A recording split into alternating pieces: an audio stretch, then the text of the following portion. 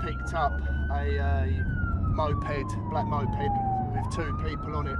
The moped involved has got no number plate, which indicates to us that it is a stolen moped. Late afternoon in North London, and these undercover officers have a new target. We've asked for the helicopter to come, and there's also additional response team units in the area as well, looking for this moped. As children walk home from school, 2 mobile phone thieves, barely a few years older, are trying to flee from the police. Try 914 also. Yet another game of cat and mouse played out on the streets of the capital at up to 60 miles an hour. A voice on the radio asks if the suspects are wearing helmets. Yes, they are. If they weren't, it's almost certain the pursuit would be called off. A senior officer back at base says this chase can go on. The officers arrive to find one suspect has got away, but another has been caught. How old is it? He's late teens. Well, one of the suspects has now been detained. He'll be arrested and taken away. And officers say that he's been suspected of moped crime before. This is the abandoned getaway vehicle.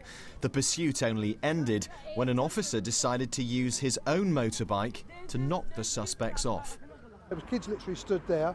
He's come into the park, and the park was full of kids. Carried down on this footpath, and this is the point where I thought it's too dangerous with the kids around.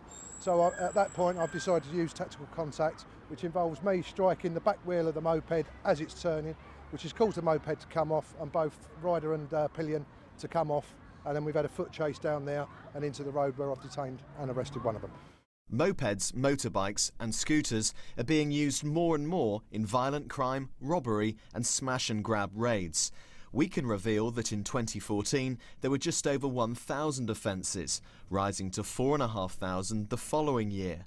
But so far this year there have been more than 7,500 of these crimes, a rise of more than 600%.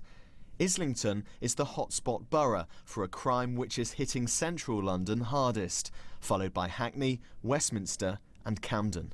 These are all bikes that have been stolen in Islington in the last 4 weeks or so. The police insist the problem isn't out of control, but they've come under fire after 2 recent deaths of moped riders during chases.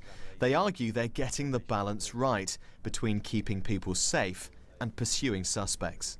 Could you be doing more? I think we are doing more right now. There's coordinated operations across the Met at the moment. This borough here has been running an operation now for over a year, which has been very successful in bringing offenders to justice.